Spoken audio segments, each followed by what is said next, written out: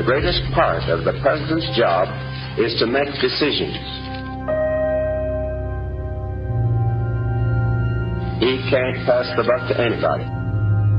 No one else can do the deciding for him. There is no job like it on the face of the earth. In the power which is concentrated here at this desk, and in the responsibility and difficulty of the decision.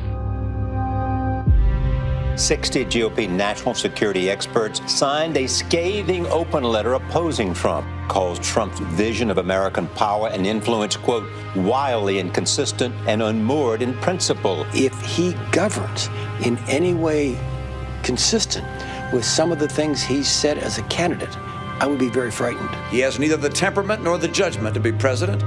Say this flat out. Donald Trump is unfit to be president of the United States. He's not fit to be president of the United States. I know something of the solemn responsibility of leading. We must use our power wisely.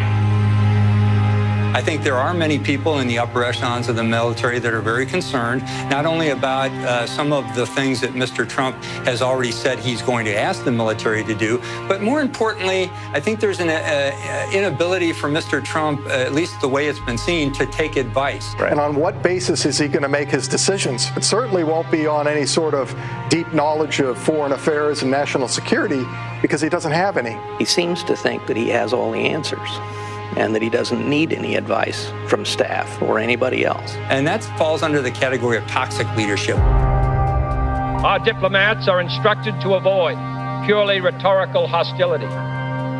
We do not need to use threats to prove we are resolute.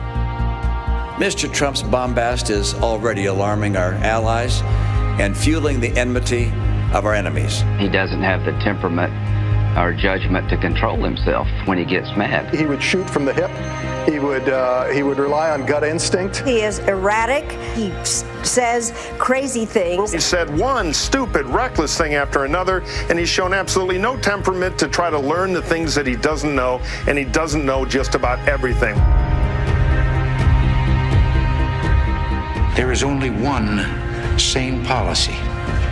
A nuclear war cannot be won and must never be fought. We're about to turn over the nuclear codes of the United States to an erratic individual. He's been talking about the possibility, the future option of using a nuclear weapon against our Western European allies. His finger would be on the nuclear trigger, and this is a man who doesn't know what the nuclear triad is. This is not somebody who should be handed the nuclear codes. I think you have to ask yourself, do I want a person of that temperament control the nuclear codes? And as of now, I'd have to say no.